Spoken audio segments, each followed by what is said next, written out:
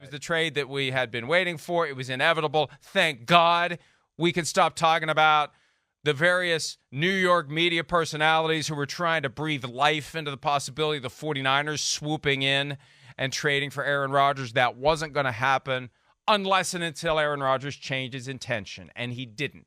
He's not, well, not officially yet, but the deal is in place, agreed to in principle. It's still going to take a few days, but it's got to happen before Thursday because that's one of the flip-flops that happened as part of this trade that will send Aaron Rodgers to the New York Jets. Your first reaction, the first thing that fired through your brain when you saw that it was finally done? I just think I just was literally like, oh, finally. Gosh, they finally figured it out. Man, you know, and I really just kind of wanted to see the compensation right away. I think that's the first thing that fired through my brain. Like, oh, wait. All right, so how did this work out? Who got the first round pick or, the conditional pick? That's, I think, where I was most interested. But excited, too. I mean, come on. It's Aaron Rodgers. It's a guy I made a song about and have sung about for the last 6 or 7 years. And he's coming to the New York Jets here in the tri-state area. I live here. The fan base is excited. I think the fan base of the Jets is as excited as it's been, since the Rex Ryan era, at least there, 2008-9 with the Sanchez run. So, now you add Aaron Rodgers, the special room Hall of Famer with Deion Sanders. I mean, come on. You see here, social media, the team's excited, the fans are excited, we're all excited, everybody. I mean, Dan, that's the kind of thing, Aunt Wendy gets excited, my wife gets excited, everybody's like, holy crap. Even the casual football fan is impressed when Aaron Rodgers comes to town. But what do Giants fans think about this? Surely hardcore Giants fans like it when the Jets stink. They like the fact that the Giants have 4 Super Bowl trophies. The Jets have 1. The Jets even haven't been to the game since 1969. There has to be a rivalry among the fan bases, and I would say the hard-boiled Giants fans like you at some level are thinking, I don't like this. I like keeping little brother down. Well, they're still little brother, I think, to most Giant fans, right? I think that competition is maybe, and I don't want to be just a little more important to the Jets fans than the Giants fans because they feel like little brother there, right? The Giants fans are very content right now up in the area. They're extremely happy. Dayball is the coolest thing to come to town really since Bill Parcells, honestly. I know we had Tom Coughlin. Bono. Yeah. I mean, he's Bono. He is. Don't be Buzzo. He's the man. He's the man that way. He is. He's got the Giant fans, I don't think really care all that much and are kind of just like, hey, we're riding the wave. We feel good about our team. We're going in the right direction. Okay, cool. You guys got Rodgers. You do your thing over there. So I don't think there's too much of a, oh, man, they got Rodgers. This stinks, or I hate the Jets. It's not quite that way. I think like Giant fans, they hate the Cowboys more. They hate the Eagles more. The Jets, like you said, are kind of little brother in town who's not a threat quite yet. Well, and Pete has told me that his attitude as a Giants fan is, I've seen this movie before with Brett Favre, and they expect it to go the same way. Who knows? And you get, hey, we're going to talk about the schedule, but one of the games this year, Jets at Giants. G-Man. Every 4-year get-together guaranteed between the two teams at MetLife Stadium. It will be Aaron Rodgers and the Jets at the New York Giants at some point this year. Right after I posted an article based on a podcast appearance by Mike North, the VP of broadcasting, or I'm getting the title wrong, but something like that. He's in charge of making the schedule. Right. He seems to have emerged as the main guy in charge of the schedule in recent years, gradually taking the reins from Howard Katz. But Mike North was on a Bills-based podcast and said they've operated under the assumption that Rodgers was going to be a Jet in putting the schedule together. So just like minutes after I posted that, I saw the tweet, and, it's funny. This is another example of if you try to tell me not to do something, I'm going to keep doing it. I saw a clip of Stephen A. Smith yesterday complaining about all the people who were complaining about this blue check debacle. Well, Stephen, we're not just doing it because we have nothing better to do.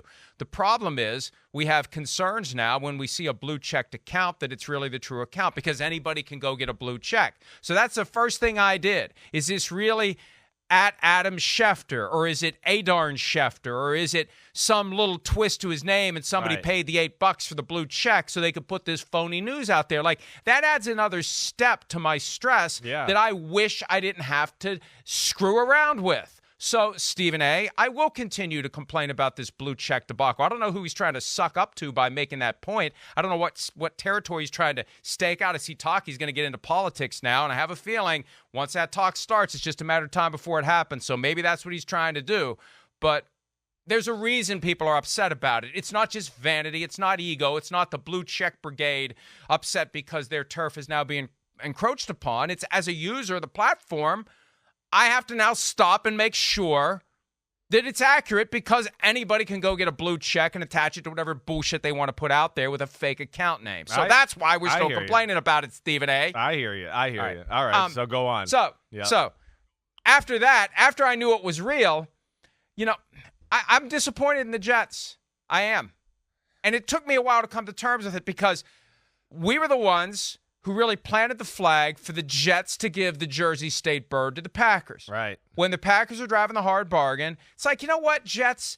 Act like you're from New York. Act like you're from New Jersey. Stand up to the cheeseheads and stick the middle finger in the holes in the hat and show them. Show them. I almost did it. Show them that middle finger and say, no, you don't have nearly as much leverage here as you think. Because if we want to get nuts, we're going to get nuts. Aaron's going to show up. Aaron's going to show up for mandatory minicamp. He's going to show up for training camp. You got to deal with him. And if you want to pay him $60 million this year to sit his ass on the bench, go ahead. And I don't know what happened. I don't know if the Jets became concerned that if it got to that, the Packers would do it. I don't know. But when you look at the trade package, okay, we knew that a second overall pick was going to flow from the Jets to the Packers this year. We knew that. Second round pick, right. Yep. Second round pick. Did I say second round pick? Yeah, you said second overall. We knew a second round pick. Yep. Okay, not second overall. 42nd overall, second round pick. If I said second overall pick, I misspoke. Obviously, they don't hold that pick. Second round pick, 42nd overall, the first of two consecutive second round picks the Jets have. That goes to the Packers. And the 13th overall pick goes in exchange for the 15th overall pick. Well, where the hell did that come from? Like, I feel like that was the last little twist of the knife by Brian Gutekunst. Oh, by the way, we want to flip-flop first-round picks. Not that it's a big jump, but it just, I feel, we talked about this yesterday. Here's a way it can happen before Friday night. Woody Johnson caves. I look at those terms, especially when you throw in conditional second-round pick that becomes a first-round pick. We've downplayed that on the graphic here. It becomes a first-round pick if you take 65% of the snaps, period. No getting to the playoffs, no playing at a certain level, no statistical achievement necessary. 2/3 of the season. Not even 2/3 of the season, Christopher. 65%. Just under 2/3 of the season. All he's got to do is take the snaps, and that 2 becomes a 1. That's it. They don't have to get to the postseason. They don't have to win a playoff game. They don't have to get to the Super Bowl. They don't have to have a winning record. They don't have to win one game. All he's got to do is take 2/3 of the snaps, and it goes to a 1. Woody, I believe, got freaked out yesterday. And I want this done. It's a distraction. We want people focused on the draft. We want people focused on the positive. We don't want this hanging over us. Too many of our fans are concerned. Look at all these stories in the New York Post and here and there and everywhere. Yeah, how's everyone feeling? Better now that you caved. He caved. Woody caved. Okay. And I tried to poke around. To see, are you going to defend your buddy here? He caved. He caved. I tried to poke around. Let me finish. I tried to poke around on how it all came to be. And anytime you start poking around and you start getting, well, you need, I'm not sure. Yeah. The boss caved. Look at those terms, Chris. I slept on it before I went all in because I wanted to defend the Jets on this. Because I thought, hey, you know what? They're going to listen. They're going to hold a tough line here. They're going to tell the Packers, no. And at the end of the day, yes. And to me, the kicker was flip-flopping first-round picks in 2023. There was no need for that. There's no need for that at all. So I just think at some point yesterday, Woody decided I had enough. we're getting this deal done. And the Packers won the stare down with the New York Jets. I mean, listen, I don't disagree with a lot of what you said there. I might have a different thought on my feel for it, but I don't disagree. I mean, yeah, I hear you. Floor is yours. Yeah, I mean, I hear you with the cave part. I think I'm not necessarily as surprised by the flipping of the 13th and the 15th pick as I am about the 65% playing percentage just to get the first-round pick. I didn't really think the first-round pick would ever happen. I thought they'd finally just go, hey, it's another second-round pick, take it or leave it. Like you said, here's the Jersey State bird, up yours. You want to stick with Aaron Rodgers and $60 million and deal with that, go ahead. I thought they would do that too. But I do think, and I am surprised in that. I think it protects the Jets in case Rodgers gets injured, so then it's only a second-round pick. But even that, within the 65%, it's dicey. Like you said, it's not even it's not even two-thirds of the season completely there. All right, but, okay, we talked about this a little yesterday. We've talked about this other days. Yeah, Woody Johnson, sure, did they give up a little much? Okay, he did right now. He's been saying since the offseason started he's going to do whatever he's got to do to get the quarterback in town and get the quarterback. They feel like they're ready, and they don't want to wait. I think that's the feel more than anything. They don't want to wait until July and get him there and then play catch-up. They want to get this team rolling right now. I think they view themselves as one of the top teams in football, that roster. I think, also because of that and the state of their roster and how good it is and how deep it is, I think that's probably where Woody could, convince a Joe Douglas or whatever, hey, we're set up for this price and this guy and what we think we can be with him at quarterback, okay? Go ahead, give him the 65%. It becomes a first rounder. That's, to me, okay. Hey, things got to get done. And back to your point, sometimes the owner's the one that's got to, pull the trigger there and make it happen. Is it a little expensive for my, for me and my liking? Yeah, it is. It is a little expensive, but I get it. And they feel like they're ready and they wanted them and they want them now so they can start to build the team. And I can respect that at least, Mike. On a 65% threshold, based on a 17-game season, that's 11.05 games. Now, we know different games have different offensive snaps, but he could miss, let's say, just keep it simple. Yeah. He could miss 5 games. Right. And probably still meet the 65% minimum. And your season is determined by those 5 games. He suffers an injury that causes him to miss 5 games. He starts 12 games. Maybe things don't go well in those 5 games. And we haven't talked in detail about the schedule yet. It ain't going to be easy this year for the New York football Jets. No, it's not going to be easy at all. So he misses 5 games. They miss the playoffs. They have a losing record. And still the 2 becomes a 1 under this formula. Yeah, I really am surprised. That's worst case, right? And again, I'm sorry. Jets brass, I'm sorry I feel this way, but that's what the terms of the deal point to. Somebody caved yesterday.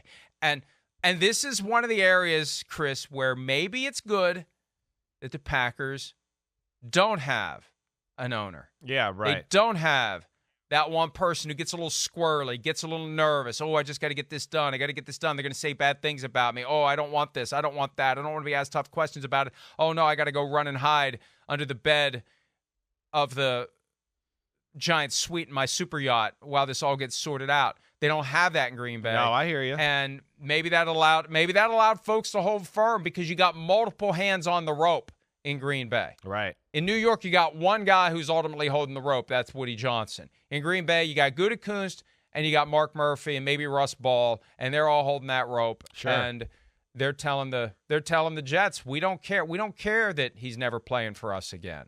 We don't care. It's not $60 million out of anyone's pocket. That was the key. When David Bakhtiari did the thing on the Bussin' with the Boys podcast and was just kind of musing about the possibility of the Packers sitting Aaron Rodgers on the bench and paying him. Right. You know maybe they regret not doing that with Brett Favre. That's all they had to do with Brett Favre. And they had the money and they had the cap space to welcome Brett Favre back at $12 million. That's what he was due to make that year, and just say, hey, Brett, you're back. That's fine. We'll deal with it. Aaron's the starter. You're the backup, and we'll just deal with it. It'll settle down, and everyone will move on, just like it always does. In this age where we all have, as Big Cat calls it, goldfish brains, we'll get used to it. It's like slipping into a hot bathtub. Eventually, you get used to it. Oh, Aaron Rodgers is on the Packers, but he's not playing this year. Okay, off we go. Yeah, off we go. Now, if they struggle, it's a different issue, but off we go. Yeah. And I suspect that one of the reasons why Woody caved is he really believed the Packers were going to do it. He really believed that if you don't do it now, here's what's going to happen, Woodrow. Here's what's going to happen. If his name even is Woodrow. I think it's just Wood. I think it's Wood. I think it's Robert Wood Johnson IV. Here's what's going to happen, Wood. We're just going to keep him. We're going to hold his rights. He's got to show up if he wants his money. And if he does, he parks his ass on the bench. And he can root for the team or he cannot root for the team. Doesn't matter to us. He's getting $60 million this year to be a glorified fan of the Green Bay Packers. And Rodgers' ego wouldn't allow him to do it. He wouldn't do it. You think he would do it? Do you really think he would show up? Even for $60 million, do you think he would show up and gladly sit on the bench? Probably not. No. So, I always said the nuclear option for Rodgers and the Jets was Aaron saying, I'll just show up until you trade me. I think the nuclear option for the Packers was go ahead. Yeah, maybe. Because we know you won't. I wonder, and I seriously doubt that Rodgers would have ever gone to that, to that length to prove it or stick it to the Packers or make that happen. You're right. I don't think he would have done that.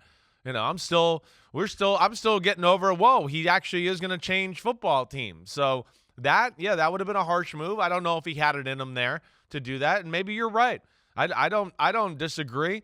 And maybe the fact that there is no owner with Green Bay and, Woody could have no communication there or anything there, that made him nervous too. He just wanted to get it done. But either way, I mean, again, we point out, the ways it can go negative where it's expensive, but let's be fair too.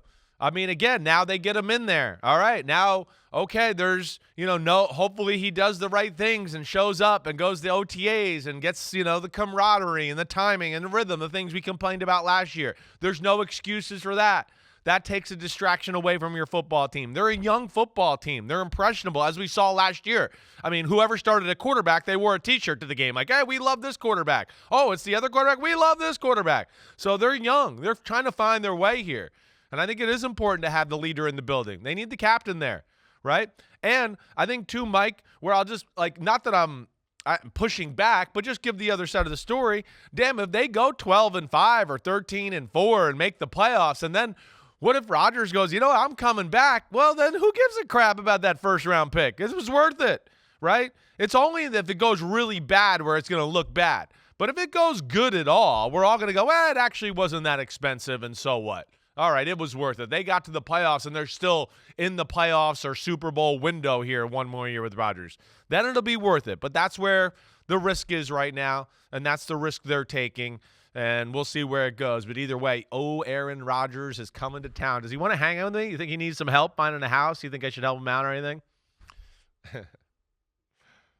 Go ahead and make the offer as long as you invite me to the housewarming party. Go for it. Well, no, I can't do that. Here's the thing, though. Yeah.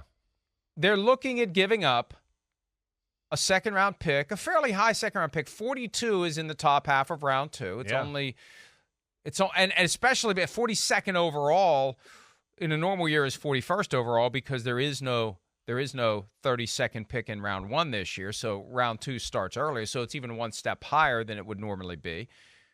First-round pick next year simply by playing 11.05 games. 2 spots down, 13-15, and that can change everything.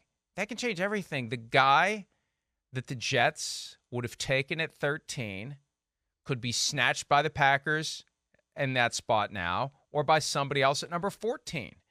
And the Jets don't get the guy they would have taken there. That could have a huge impact. Sure. I mean, that is being underplayed. Even though it's only 2 spots, that could have a tremendous impact on the ongoing development of the Jets. And all they may get out of this is 1 season. Now, maybe they've gotten an assurance. And maybe what happened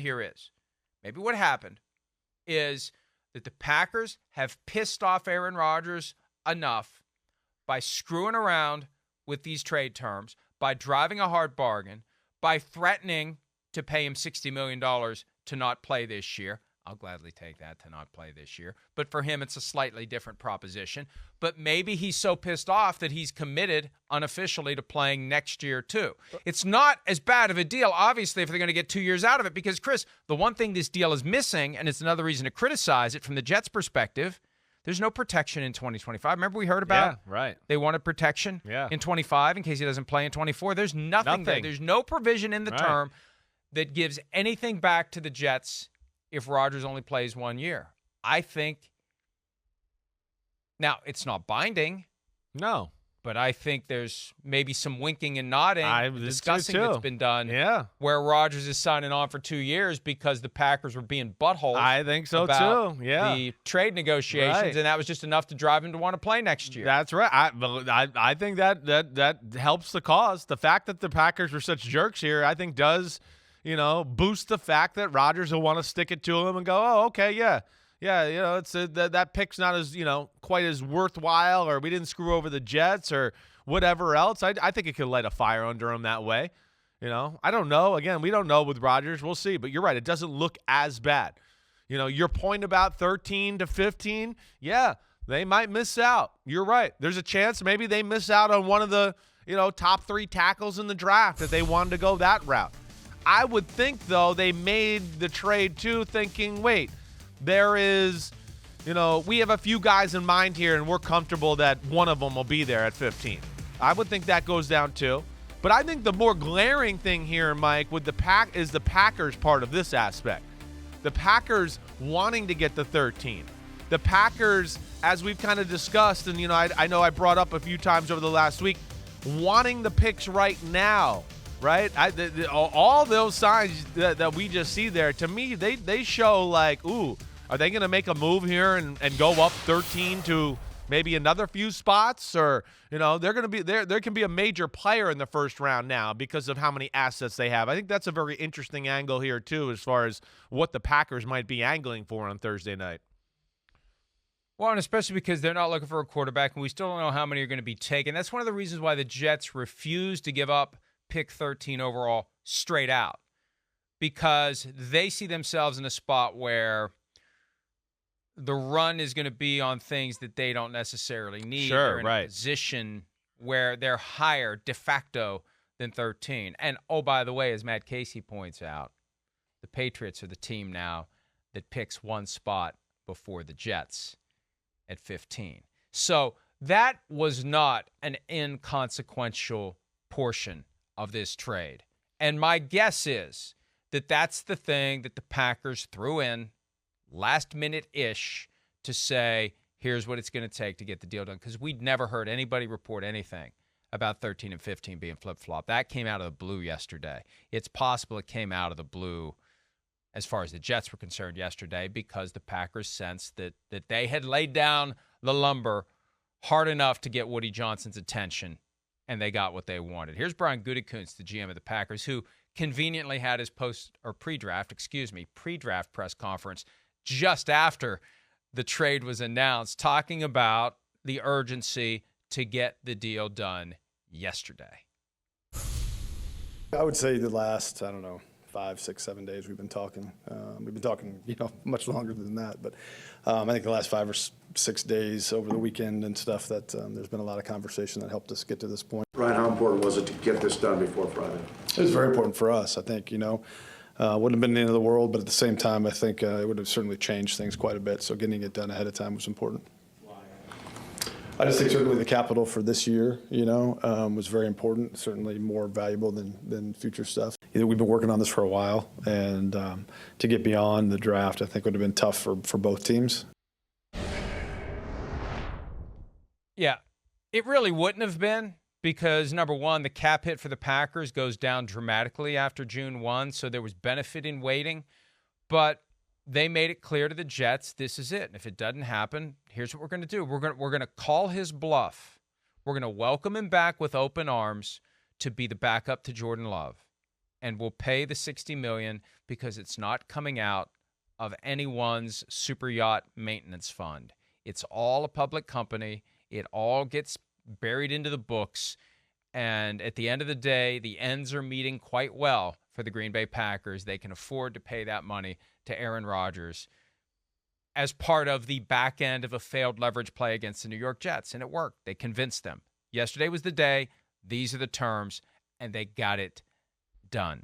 So that part of it surprises me, but it doesn't surprise me because I really thought the Jets were going to drive a hard bargain. I really thought the Jets were going to hold firm, and I really thought the Jets' attitude was, hey, fine, if we don't get it done this week, fine. You don't get 2023 draft picks. We'll do it based on 24. It would have been cleaner and easier to base it on 24, assuming a formula like the one they used for the Favre trade. And I'm telling you, the Favre trade in comparison to the extent that, I mean, it hurts Aaron Rodgers for the Jets to give up so much because these are selections that could help him be more successful this year, especially that 13-15 flip-flop. I guess the 2024 doesn't really matter because it would just be a guy who makes a difference or doesn't in his final year if he is going to stay for 2. But to the extent that he's looking for reasons to feel like he's a better player, a better quarterback, a more desirable figure than Brett Favre, he's got a feather in his cap now. Favre, third-round pick, that's it. Right. Nothing else. Right. Nothing.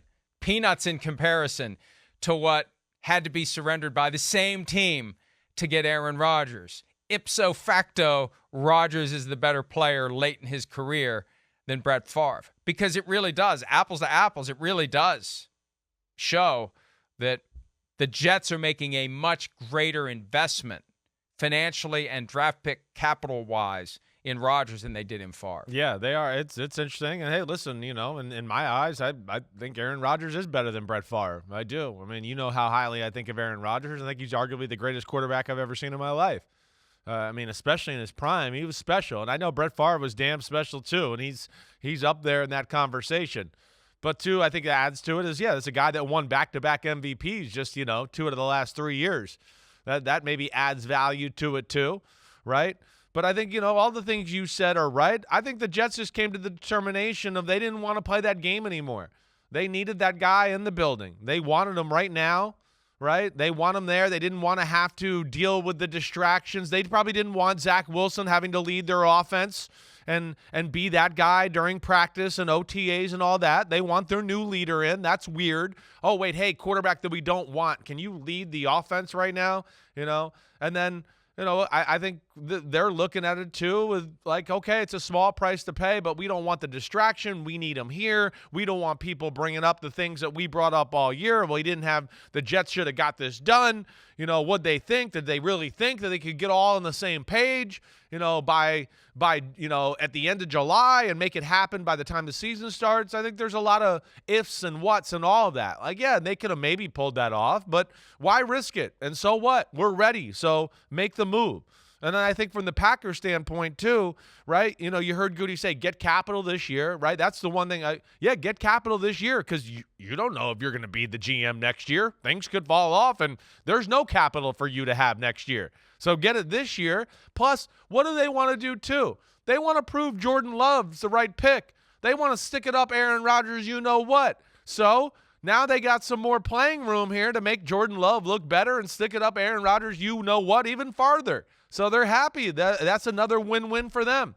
So I find it interesting. You do. And I find that 13-15 swap very interesting, Mike, because I got to think there's something on their mind or in their eye that they see that they go, ooh, we need to move up just a little bit here because we have an eye on a player that we need for our team. And maybe add some other stuff to swoop into the top 10 and get that guy. The way they see the board falling, there's going to be somebody there they really want, whether it's Jalen Carter, whether it's Devin Witherspoon, somebody out there that they think is going to make them better that they need to jump into range to get. And now they're starting from a spot 2 positions higher if they're going to start throwing other assets onto the fire. It makes sense. It makes sense. It's another reason why they drew that line yesterday that today's the day it's got to be done. I think so. I think here's the other reason I'll just throw out there too. I think with that 15 where they were, you're at danger in 15 of, maybe if the top 2 tackles in the draft could be off the board by the time you get to 15, right? So if you had your eye on one of the two guys there at 15, you're dicey because one, hey, I mean, we all think the Bears, right? They could want to tackle at number 9. They need O-line. I don't think Tennessee's out of the offensive line conversation at 11, so that could be a problem. I think the Patriots at 14, who we were just talking about, are also going to be in the market for a tackle. So this assures them to jump up in front of them and take one player out of the tackle conversation if that's what they're worried about. That's the thing that jumps out to me. I don't know if maybe there is like you said, a Jalen Carter on their radar. If he falls, somebody else. But the tackle position is the one that I thought maybe they were, jogging, or what do I want to say, jockeying for a position there. They have enough holes that there are different ways they could go. Yeah, there is. With that pick if right. You're looking to get into the top 10. And there must be somebody they really, really, really love that they're trying to get in position to go get. And, of course, they're not going to tell us in advance because then it becomes easier for the teams that want that guy to go get him. And they'll act like they got the guy they wanted all along and will, I think, be able to tell by their body language and their demeanor and their expression if they really are selling it effectively that this is the guy we wanted. This is why we insisted on pick number 13. This is why we packaged whatever else we did to get into the top 10. And that could indeed be coming. Or they just don't have the opportunity because the planets don't line up that way and they just don't do it. But either way, it does feel like, to your point from yesterday, and you were right on the money, the idea that they may want to get it done before Thursday night because there's something they have brewing. And moving from 15 to 13 underscores the idea that something is brewing. Or even Mike to stay at 13, and now you have the second-round picks. And what if you want to get back up in the end of the first round and have that fifth-year option and there's a guy there, right? So they've given themselves some wiggle room in both areas there that I think makes sense. Sorry to cut you off, man. That's all right. There is no fight brewing over whether or not Aaron Rodgers will be wearing number 12. And maybe he listens or maybe it's coincidental. I'm going to choose that he listens. I'm going to choose that he does waste his time reading that crap from time to time, and every once in a while there's something there that tickles his fancy. Right. And the idea that, and I'm a big believer in this, and I said yesterday, whenever the Packers go acquire some quarterback at some point down the line, if I'm still alive, I'll leave instructions in my will for my successors to make this point if it happens after I'm gone. But the Packers bring in some hotshot quarterback who's worn 12 his whole life.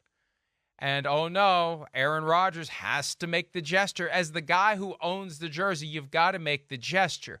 As the guy who would be wearing the jersey, it's on you to do the right thing and say, no, I'm not going to do it. So kudos to Aaron Rodgers for reportedly planning to wear the number we suggested. Remember, we went through this a month ago. Right. What number should he wear? What do you wear at Cal? He wore 8. Just wear 8. 8's available. Wear 8. And that's what he's going to do. And I give him a ton of credit for that. And others have not had that kind of, I don't know what the word is, because I don't want to besmirch those like J.J. Watt and Peyton Manning who wanted their number. I just think you have to be forward-thinking. And the point that I made, the number doesn't make the man makes the number. It's just a number. It's the thing that dehumanizes a football player. Why do we get so obsessed with the thing that we're wearing on our shirt? We can't even see it when we're playing. I mean, you can look down and kind of get an idea what it is, but who the hell cares? It's not about the number. It's about the guy in the uniform and what he can do. So good for Aaron Rodgers if that's ultimately what's going to happen. Reportedly, that is what he's going to do, wear number 8. And that's great. I think he's doing the right thing, and it sets an example for future players who go to a new team, because the Joe Namaths of the world and their families are always going to say yes because they look like jerks if they don't. You're in a tough spot. Don't put those people in that spot. Just don't ask for it. Don't do it. I'll wear a different number. Yeah. That's great. Yeah. Kudos to Aaron Rodgers. Agreed. If that's the only thing he and I ever agree on, that's good enough for me. You guys probably agree on a lot of stuff. You don't realize it. But you probably get in a room and actually probably agree on a lot of subjects. Either way, you two snarky, smart mother effers, you two.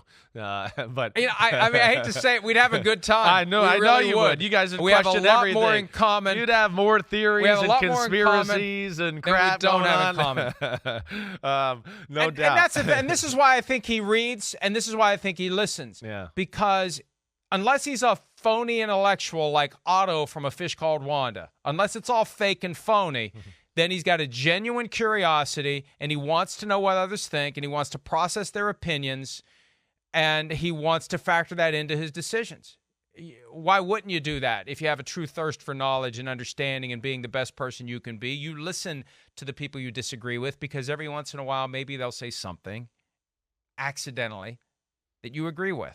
Aaron Rodgers will be a Jet, a general in the Jets force. I don't know what to call it, but regardless, Brian Gutekunst said some things yesterday at his pre-draft press conference about Aaron Rodgers. Specifically, why was this the right move for the Green Bay Packers to move on from one of the all-time great players in NFL history? Here's Gutekunst.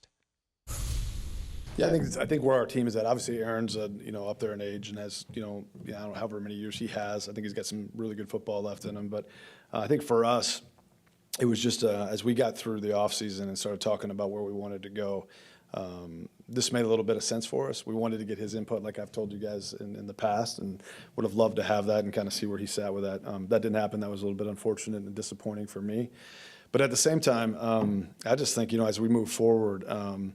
We're really excited where Jordan can go. He needs to play, and having him sit another year, I think, would have really delayed kind of where we're going and what we're trying to build. You talked about not getting the input from Aaron that you wanted.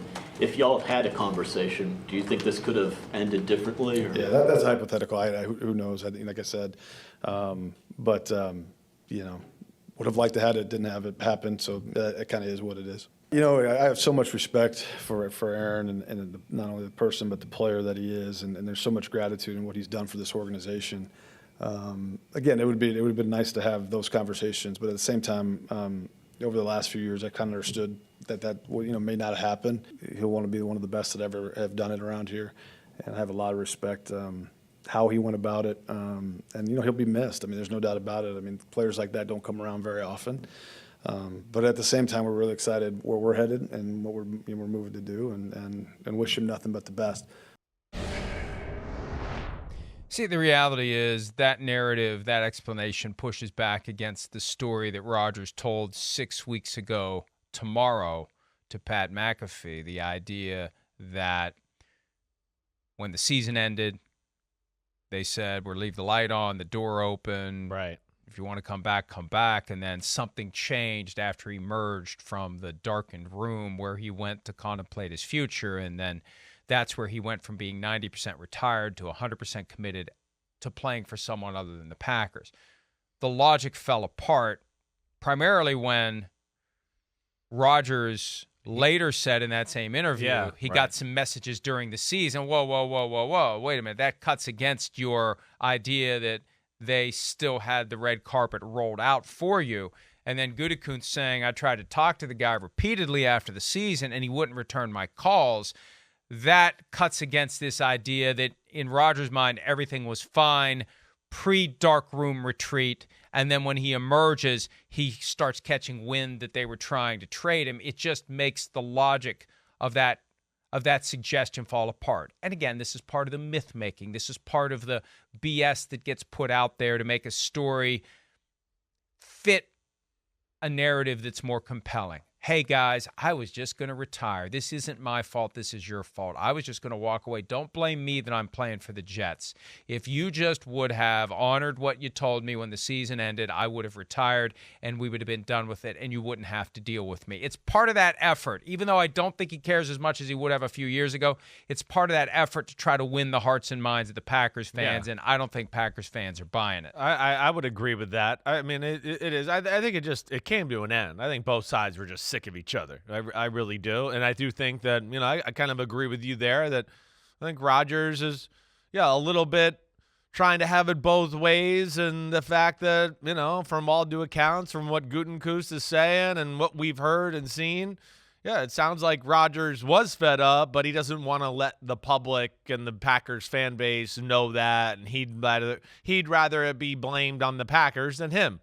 Which I get, I do, but we're not, this ain't our first rodeo, and you're right. I don't think Packer fans are buying that by any stretch of the imagination. Either way, I think both were just the way last year went, the amount of talk and just the distraction the Rodgers conversation's been over the last few years, and I think last year coming to a head with not good play, some problems with the football team, blowing leads, not making the playoffs, that was it. They had enough, and I don't know what conversation would have really happened or what would have really helped anything in this whole matter anyways, because I just get the feel that both had enough and they threw their hands in the air and said, see you later. And when we rewind 3 years to the 2020 draft, the virtual draft, in which the Packers wanted Justin Jefferson, the Vikings took him. Then they wanted Brandon Ayuk, but the 49ers traded up and got him. The 49ers' plan C wasn't some other receiver. It was trade up and take Jordan Love. That was when the fuse was lit. And as it burned for 3 years, look at what they got. MVP performance in 2020. MVP performance in 2021. Regression in 22. And the opening they wanted to rip the baton from Aaron Rodgers' hand and give it to Jordan Love. And on the way out the door, 42nd overall pick, 13th pick instead of 15th pick in round one. A round one pick next year if he plays in 11 games. Pretty good deal for the Green Bay Packers. Yeah, they didn't win a Super Bowl along the way, but guess what? Only one team does each year if you didn't know that. The other teams still have to find a way to operate and thrive. And I think all in all, for the past 3 years for the Green Bay Packers, even though it was a headache at times, pain in the butt at times, worked out pretty well. Yeah. And now they start the Jordan Love tenure, and they hope that they can do something that I don't think any other franchise has done. Back to back, high-end future Hall of Fame quarterbacks. Of course, it's all up to Jordan Love at this point. Yeah. But they've set the table. They're making the transition. They did exactly with Love what they did with Rodgers. Draft him in round one in the 20s, sit him for 3 years, and then off we go and let's see what happens. And Jordan Love's going to have the chance now to do it. Yeah, it's awesome. I'm happy for Jordan Love. I can certainly say that. That's all behind him now, and he can just focus on playing football. Hopefully they can get him a little more help in the draft. And that's where I know we have that in common because, man, that poor guy got put in a tough situation here the last few years. And you're right. I mean, it's not the worst. It's, of course, not bad for the Packers. It's not, But at the same time, what I will say, too, is like, and this is a Mike Florio-ism here. I'm going to your world here. Yeah, I know. And they made it good to now make the next run to be relevant, Mike, so they can be relevant. The context of the matter is you had two of maybe the 5 greatest quarterbacks in the history of football, and you went to the Super Bowl twice in 20 years because you never go all in. We're always worried about planning 7 years down the road. And, we're going to plan so we can be in the conversation 4 years from now instead of just having an owner or somebody go, you know what, we're ready. Our quarterback's unstoppable. If we just give him a little help, we're going to win the Super Bowl. No, we're going to draft and develop. We're never going to trade. We're never going to make a trade. We're never going to do anything. And then we're never going to draft anybody that really helps the quarterback out. We're going to ask him to carry the freaking team. And then when he doesn't, we're kind of just going to sit back and let everybody crap on him and just go, see, he couldn't pull us through. He's not Brady. And I want to go, he didn't have the type of help or whatever. So, yes, to your point, but they still piss me off in a lot of ways too. Well, it really is stunning to think that in that chain of 30 years from Brett Favre to Aaron Rodgers, they have 2 Super Bowl wins, That's 3 crazy. Super Bowl appearances. Right. It's unbelievable. There's only 16 teams in the conference, and they've only made it to the Super Bowl 3 times with 2 Hall of Fame all-time great quarterbacks. Like in the upper room, an right? Indictment right. of the rest of the organization. Yeah. And that here's the flip side, too, because somebody emailed during the first segment, you guys are just wasting your time here because it's not like the Jets are going to win the Super Bowl this year or next year, and they probably won't. But again, they all say they're trying to win the Super Bowl every year. Some truly believe it. The Steelers are the one team where I truly believe that every year they are going all in an effort to win the Super Bowl within reason. They're not doing the crazy drunken Rams approach where you completely mortgage your ability to win in the future to try to win just one. But Rams catching a stray there. Sorry, Rams. But the Jets are just trying to be relevant. They're just trying to not sink Look at the AFC right now. Look at their division. Look at all the great quarterbacks in that conference. Remember last year, it was all the great players from the NFC going to the AFC. Well, there's another one this year now. Aaron Rodgers goes from the NFC to the AFC. I mean, look at the quarterbacks in the NFC. Look at the quarterbacks in the AFC. The Jets had to do something to just have a chance. I don't expect them to go to the Super Bowl. Chris, we've talked about this before, but now the great scrum is going to ensue among all the networks. We stay out of it, but we would not be doing our jobs if we don't point out that NBC, CBS, Fox, ESPN/ABC, and Amazon are all going to be pulling their own end of the rope, trying to get as many Jets games as they can. This is the first year that there isn't that default AFC CBS package where you're going to get the bulk of the Jets games on one network. They're all open season. And the Jets have 2 games against the Bills, 2 games against the Dolphins, 2 games against the Patriots. They host the Eagles. They host the Chiefs, the 2 Super Bowl teams from last year. They play at Dallas. Are you kidding me? Thanksgiving Day at Dallas. They play at the Giants. They play at Russell Wilson and the Broncos. They play at the Raiders, a team that was in the mix at one point for Aaron Rodgers. They play at the Browns and Deshaun Watson. This is a great schedule. Their road games, there isn't a bad road game. The only road apple home games, and they're not even, I mean, it's still Aaron Rodgers playing for the New York Jets. The Commanders, we don't know what they're going to be. The Falcons, maybe they're going to be very interesting this year. The Chargers, that's a good game, so I don't want to write that one off. And the Texans. So not a lot of easy wins, a lot of compelling games. And the Jets, Chris, I think are going to be this year's version of the Broncos, where you're going to turn on the TV every weekend. There's going to be a standalone game featuring the New York Jets. Yeah, there could be. I expect better results than the Broncos.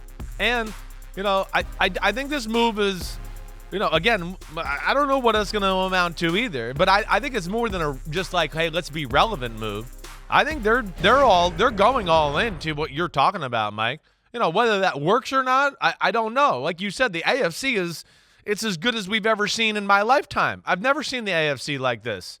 It's probably the 70s since the last time it's been this dominant. So you look at that and the players they got, yeah, I know nothing's assured, but I will give them credit and say this is an all-in move. I mean, they have a top 5 defense in football, right? You go through their offensive roster, and when healthy, you go, damn, that's a pretty damn good group they got right there. They gave money to Lazard. They got McCole Harbin in free agency. I look at them and go, no, I think they are going all in. Now, whether that works, I don't know. Their division's maybe the toughest in football, and like you said, the conference is brutal. But I will give them respect for, pulling the trigger and making a move, and maybe that's why also they, paid a little more than they should have to make it happen, because I think they look at themselves and say, damn, we're ready. Let's make this go right now and strike. Well, and they won't have to give up any draft pick compensation for Randall Cobb or Mercedes Lewis, the likely next 2 additions to the New York Jets. On the Cobb issue, that's something else that Gutekunst was asked about yesterday, because remember when Rodgers was almost going to retire right before 2021 training camp, he did his airing of grievances in the press room, really went all in on going off against the front office for 20-plus minutes, and then next thing you know, they bring back Randall Cobb, who had signed with the Texans. They traded for him to bring him back to Green Bay. Gutekunst was asked if he now has more control over the roster, given that Aaron Rodgers, who wanted to put a spoon in the stew from a personnel standpoint, is now gone. Here's Gutekunst. I wouldn't say that, because I wouldn't really look at it as control. I think obviously we did some things for a player who felt he needed that to just succeed, right? And that won't really change. But I do think that there's lessons learned throughout that will probably apply differently, and especially like I think as Matt and I continue to, we're always looking back and saying how can we get better, how can we do things differently, are there trickle down effects from how we do things, and we'll certainly continue to do that. A player who felt he needed that. Not that we felt we needed it. The player felt he needed that. He wanted a security blanket. He wanted a binky. He wanted a buddy there. And, that's one of the flaws in the overall Aaron Rodgers persona and psyche. And I don't want to try to psychoanalyze the guy. But if you're on an NFL team, that's not the place to have a clubhouse. That's not a place to have your buddies. that's a place where you go play football. And you understand that every year there's a chance guys you've befriended are going to leave. And that's how it works. It is that machine of interchangeable parts, and they always will be changed. And you're going to have relationships that are altered by the fact that you're no longer on the same team. And look, I get it that camaraderie goes a long way. But, Chris, he just has had an unusual obsession with having certain players with him. There aren't other quarterbacks that really act that way or talk that way. They understand you're going to change guys out. We just keep moving. I'll make friends with the new, it's like going to a new school. I'll make friends with the kids at the new school. I'll just do what I have to do. But, he forced that Randall Cobb trade. And remember, he bristled at the idea that he had a wish list of players. He acted like it was a ransom note to the Jets. It was a wish list, and I expect Randall Cobb is going to be signed by the Jets probably in the days after the draft. Yeah, I'm kind of expecting it too. I don't know. They don't need him. That's I hear you. I don't know. I feel like it's always been kind of a bigger play at hand of just showing his power or a little bit, or just something to appease that, to just go, hey, look, they listen to me on something. That's what it almost felt like. Yeah, I'm with you and all your thoughts there. Hey, a lot of quarterbacks want their guys, right? They want their guys. But usually, they want their guys when they're still good. I think that's what's funny a little too. He's wanted some guys where you're like, Brady was best friends with Antonio Brown at the end. Not because they were like best friends, because he was like, damn, he's awesome. He's going to help me in football too, right? Yeah, he brought Gronk in. Oh, yeah, okay, Gronk. Because it's like, okay, well, still, Gronk still, even when missing a year in football, is going to be one of the 5 best tight ends in football when he suits up and plays. So, yeah, I don't understand that either, Mike. I don't. But I'll be interested. I'm not sold that it's definitely going to happen here with the New York Jets. But yeah, there's definitely a part of me that's kind of like, it probably will happen. So one of these guys to make him happy. Bottom line, though, and you mentioned this a couple times in the first segment, and I made a mental note to bring it up, and I kept forgetting. Yeah. I finally remembered. You said, I think at one point, they don't want Zach Wilson to be in charge of the offense during the offseason program. They want to have this done. They want to have Rodgers there. Do we even know he's going to be there? Do we know he's going to show up? You're right. Now, when this all first came up 6 weeks ago, we were a month away from the offseason program, and I said, hey, one of the first questions at the press conference where everyone who covers the Jets, the Giants, and anyone else is going to be jammed into that room, and I still hope Rodgers pays proper homage to the Tim Tebow, say the word excited or some form of it 45 times. I hope he does that. But is someone going to say to him, will you be at OTAs? And what will his response be? Odell Beckham Jr. danced around it a couple of weeks ago in his introduction with the Ravens. I want to know, is Aaron Rodgers showing up now? And if he does, and if he's committed to being there for the offseason program, that's another sign that the Packers went ahead and pissed him off. And he understands, even though he's channeling his frustration with the Packers, he's going to be there because he knows he needs that to develop the right relationships with this new generation of players that will be his friends moving forward. He is the kid in the new school. He better get to class and not just rely upon Alan Lazard spreading the word that when Aaron Rodgers gets here, everything will be fine. Rodgers has to get there himself and make those relationships. That's the one thing that I hope he learned from last year. You got young kids who grew up watching you on TV. They're going to be freaked out when you show up, just like Christian Watson and Romeo Doubs were last year in Green Bay. And look how long it took for them to calm down. And look what happened when they did. He needs to be there from day one after that trade is official and the offseason program is underway. He needs to be there getting to know those guys and getting them to calm down so they can face this daunting schedule of games they have in 2020. Oh, I'm with you 100% there. I mean, you said it right. All the reasons we talked about. And, hey, he's got a chance there with Nathaniel Hackett, the offensive coordinator, to, it can be a jump-off spot to get everybody on the same page right away. Hey, we're instilling some new offense. We got some new terminology. It's not too different than what we had And we got our new quarterback. He's giving us signals and little checks as we learn the plays and do all that. Please. I mean, you talked about in the first segment, right, how great a job it is that he's wearing number 8. Or no, it was earlier this segment. It's great. It was a great first step to the fan base, everything. I mean, if he's not there at OTAs to start, I mean, he might as well wear number 12 then, just to screw all over everything he did. Because what's going to happen if he's not there at OTAs? Every Jet fan that listens to sports radio, everything, they're going to be calling Boomer Esiason on Hey, Rodgers is a bum. Rodgers is a bum. $60 million that he doesn't even show up for OTAs. He's a bum. Why did we trade for him? This guy is a bum, I'm telling you. It's just going to take over the area if he does that. So he's playing with fire if he doesn't show up and show his face and be there at least at the OTA portion of the offseason. And I don't remember whether or not he was showing up for offseason workouts before the Packers drafted Jordan Love 3 years ago. I don't remember it being a thing. It became a thing after that. So maybe it was just a manifestation of the fact that he's pissed off at the team, and this is a way you can express it. I just won't show up for the offseason program. I'm only going to be there for the things I have to be. Remember, the first year he was really pissed off, 21, he wasn't even there for the mandatory minicamp, and whether they find him or not, who knows. But last year he was at least there for the mandatory minicamp, but otherwise not present before training camp. I just think that if he's seriously motivated to try to be the best quarterback, best teammate, and have the best team that he can, there's no reason not to be there. And don't tell me it's voluntary, people. I'm not saying this to you, Chris. I'm saying, it's voluntary, it's voluntary. You either want to be the best you can be or you don't. Voluntary is just a label. It's a CBA term. The people who want to be great are going to be there. They're going to be there, and if there's no other evidence of it, we have the bright line example from last year. What Patrick Mahomes did with his guys and how the season turned out post-Tyreek Hill, and what Aaron Rodgers didn't do with his guys and how the season turned out post-Davante Adams. There's value in it, and if you're truly concerned about being great, you're going to be there. And you're going to be around those guys because you need them to get comfortable with you. Hey, you may be able to breeze in and know this play. Oh, I know the offense. It's Nathaniel Hackett. We're fine.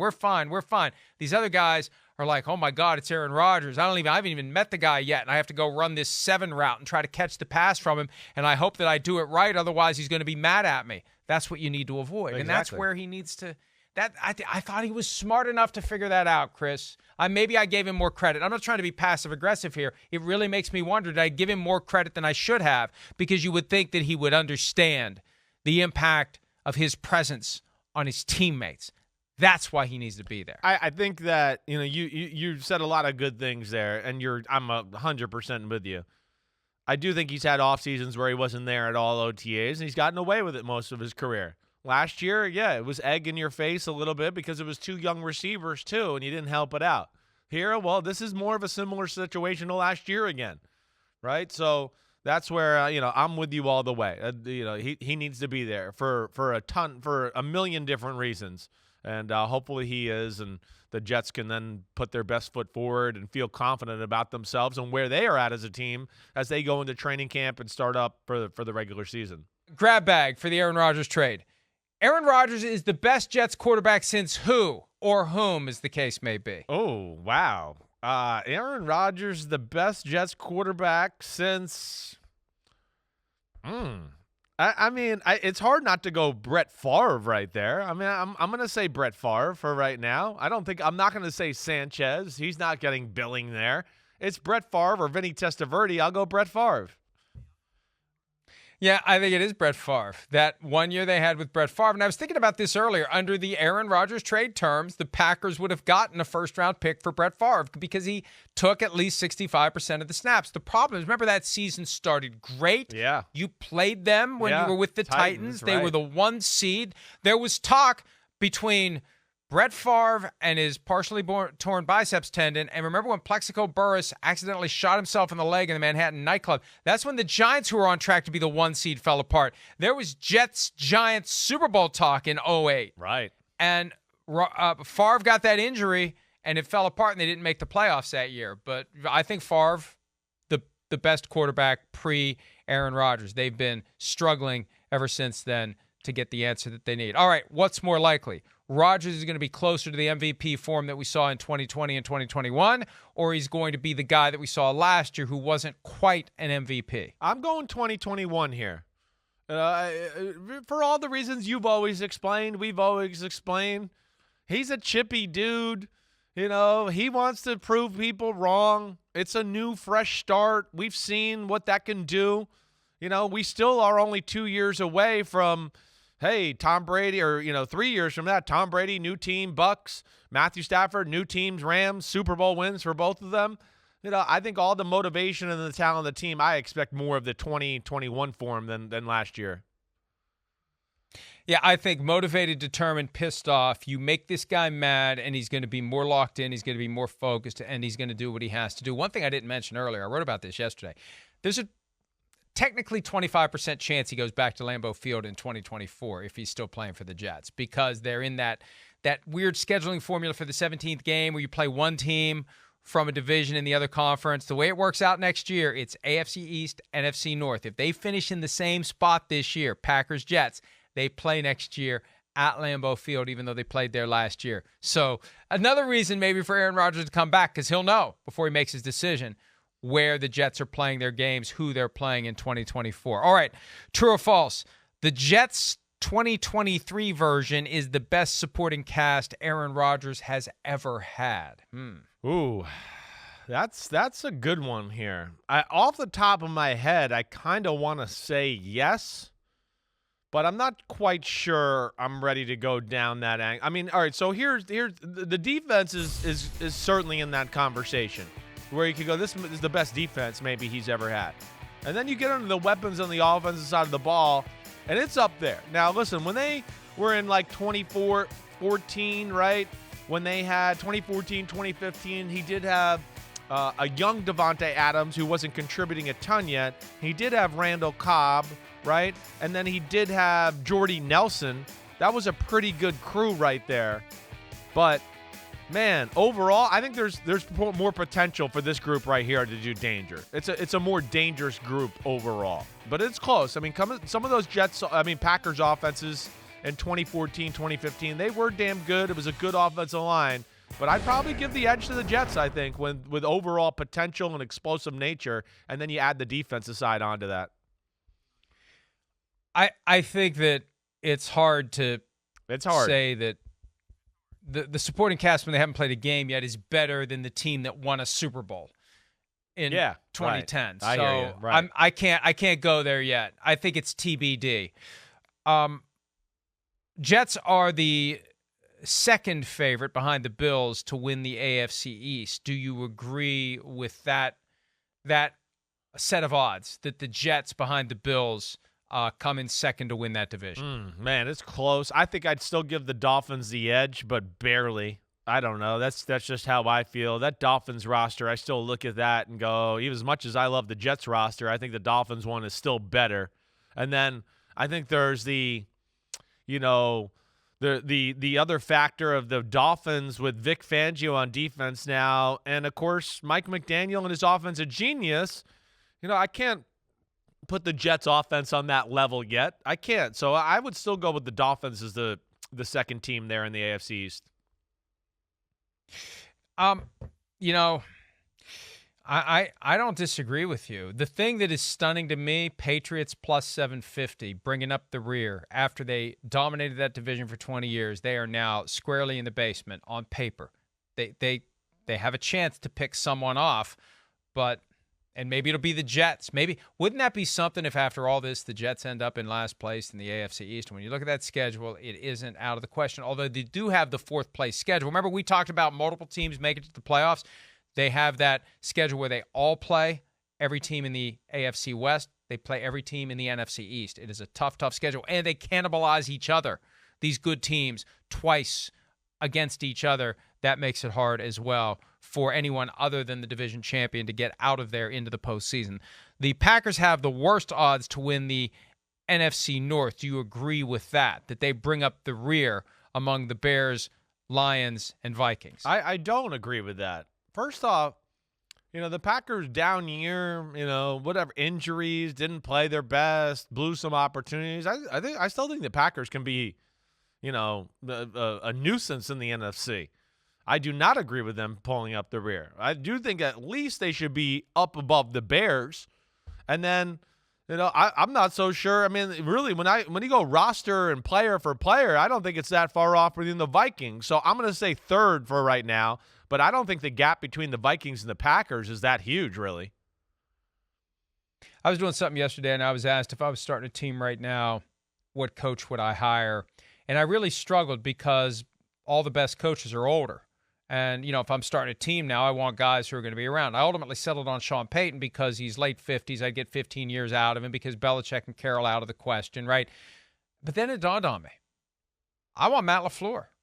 Perfect combination of success and age. I know he's going to be with me for a long time. I don't want to be an ageist here, but I'm trying to plan for the future. I want somebody that I know is going to be around, and I know LaFleur is going to be there for a long time. And he was 13-3, 13-3, 13-4 with this Aaron Rodgers dysfunction roiling. I mean, I remember when he got that job, I thought, oh, God, Aaron Rodgers is going to chew him up and spit him out. And he found a way to navigate around Aaron Rodgers. So I say that because I'm not writing off the Packers because Matt LaFleur can work magic with this situation.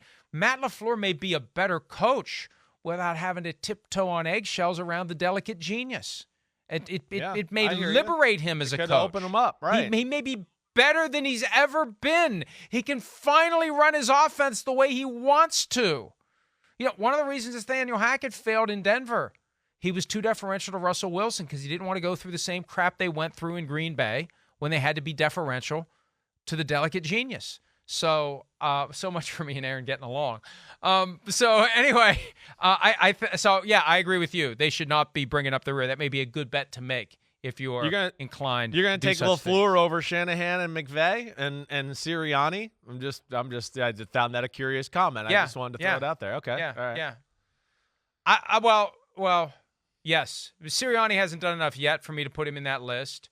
And you asked me the question, I'll give you the answer. Yeah. I'm cooled off on McVay. He's got to prove himself to me again. And you got Kyle's a little too stubborn when it comes to the quarterback position. I think it's hurting him. So yeah, I'm no longer in the Kyle Shanahan is the next Bill Belichick mode. I used to be, but I'm not anymore. Get that Super Bowl win, and maybe I'll change my mind. But something's wrong with the quarter. Something's haywire with the quarterback position. You pulled me there. You pulled me there.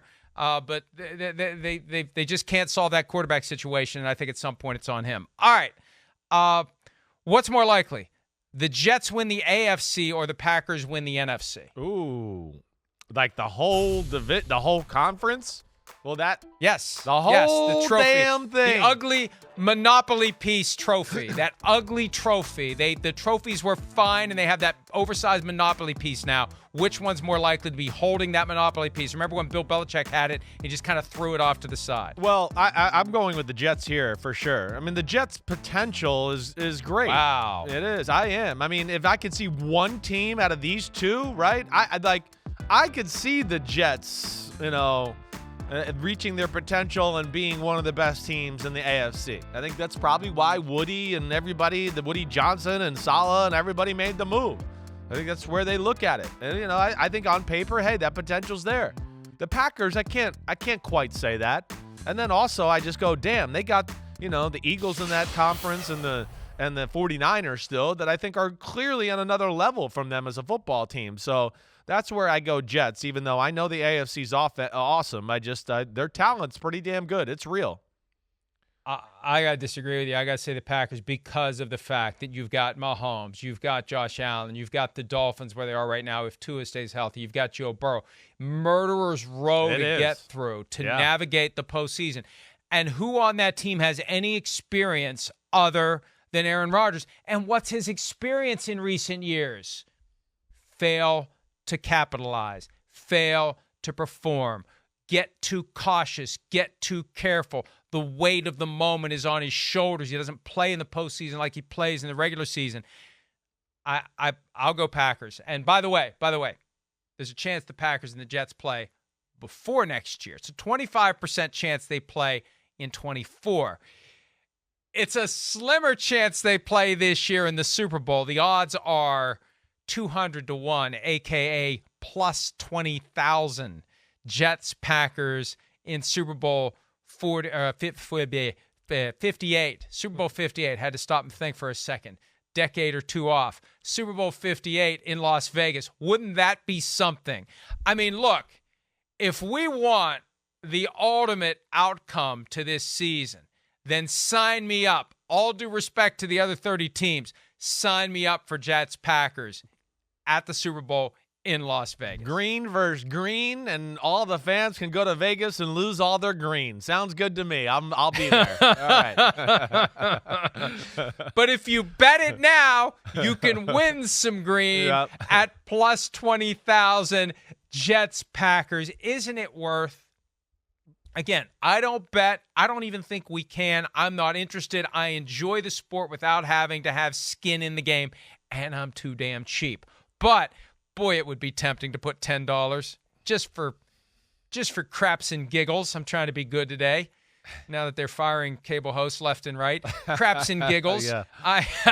You knew I was going to get it in somewhere. Got it in. I'd put $10 on that. Hi, it's Mike Florio. Thanks for watching PFT on YouTube. Hit subscribe for the latest news and analysis from Pro Football Talk.